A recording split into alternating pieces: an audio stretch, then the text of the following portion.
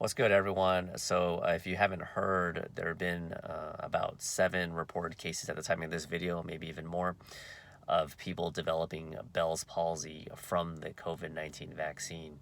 What is Bell's palsy? Bell's palsy is facial paralysis, typically on one side of your face. So, it could be the right side or the left side. And this facial paralysis causes you to have facial drooping, and basically the inability to have control over your facial muscles. This is something that I don't think anybody, if anyone gets this, is going to be pretty apprehensive and scared to get it, especially after getting the COVID-19 vaccine. The FDA says otherwise, but I want to get into that in a second. So there's 2 companies, if you don't know, that are rolling out the COVID-19 vaccine. There is Pfizer and there's Moderna. Pfizer and Moderna obviously did some clinical trials in which a lot of participants participated in getting the COVID-19 vaccine. And four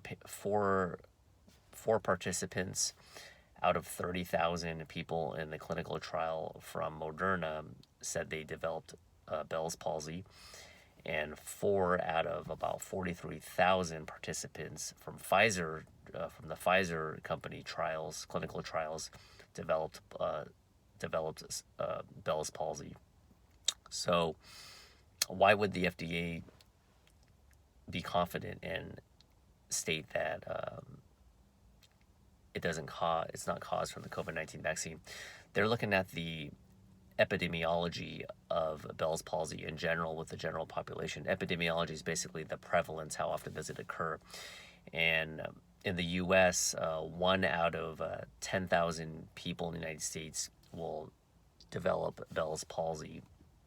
So if you translate that number, 1 out of 10,000, it falls in line with the ratio of the people that developed Bell's palsy during the clinical trials. Because you got to remember, 1 out of 10,000 is average.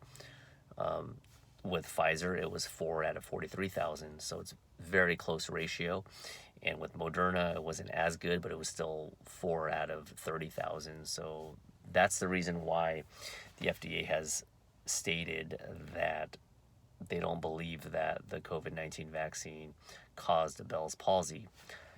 If you made this far in this video, however, based on what I read, one of the participants developed Bell's palsy literally 3 days after taking the vaccine. Now, I don't care what anyone says. If something doesn't pass the sniff test and something smells fishy, then your alarm bells should be ringing. So it's easy for the FDA to state that this falls in line with the national average of people developing Bell's palsy. But if you were to take the COVID-19 vaccine and 3 calendar days later, you developed Bell's palsy, to me, if the FDA were to tell me, well, it falls in line with the national average, so basically you would have developed it anyway, and it's just highly coincidental. To me, that is very fishy, and I cannot buy that. I just cannot. Now, not all the participants developed it immediately. I think there was a few that developed it like 20 days later, 30 days, 45, 50 days. I don't know. Nonetheless, to me, it's very fishy. So I'm not 100% sold on the notion that unequivocally the COVID-19 vaccine did not cause Bell's palsy. I'm not 100% sold on that. Am I 100% sold on the fact that it did directly cause Bell's palsy? No, because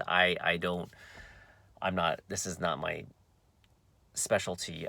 I need to do more research. I don't know 100%, so I'm just here to present the information to you. Real quick, it's kind of like when they say like the flu. They say the flu doesn't cause you to get sick, and I remember getting the flu shot, and I declined it this year. I remember getting the flu shot years ago, and then that night I got really sick, and then I did some research, and basically it said it had the same premise, basically stating that, it doesn't cause you to get sick. You were naturally going to just get sick, and to me, it doesn't pass sniff test. So I'm just giving you that information. COVID-19 at 99.6 to 99.7% recovery rate.